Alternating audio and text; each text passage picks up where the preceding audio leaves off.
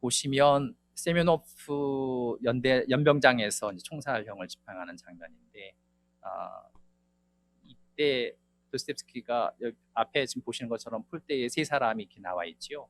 맨 오른쪽에 있는 사람은 이게 페트라옙스키입니다. 그러니까 자기는 복면을 안 써도 된다라고 그러고 자기는 그냥 받겠다고 한 거죠. 근데 이 순간 사실은 니콜라이 황제가 사실은 가명을 내리는 거죠. 도스토옙스키는 자기는 몇 번째 술에 서 있었다고 하냐면 저 위에 보시면 이제 이 죄수들이 함께 끌려 나와 있는데 자기는 8번째 서 있었다고 합니다.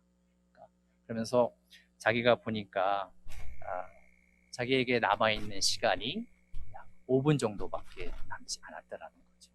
그래서 그 5분을 어떻게 쓸까라고 생각하면서 했었던 자기의 생각을 사실은 전해주는 작품이 있습니다. 잠깐 보실까요? 그에게 목숨이 붙어 있을 시간은 5분 정도밖에 없었던 거지요. 이 5분이 그에게 있어서는 무한대의 시간이고 엄청난 재산처럼 여겨졌다고 그는 수레했어요. 그는 이 5분 동안 많은 삶을 살 수 있을 것 같은 느낌이 들어서 그게 마지막 순간이라는 생각은 하지도 못했다고 합니다. 그는 남아있는 5분 동안에 해야 될 일을 정리했던 거지요.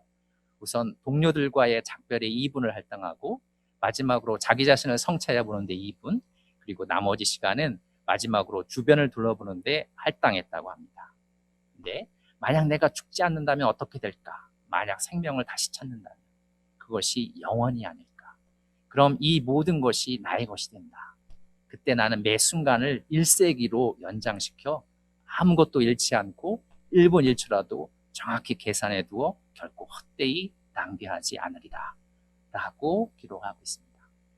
도스토옙스키 작품 중에 백치에서요, 백치의 어떤 주인공인 무이시킨이 자기 어떤 사람 지인의 이야기라고 하면서 전해주는 이야기입니다. 결국 뭐예요?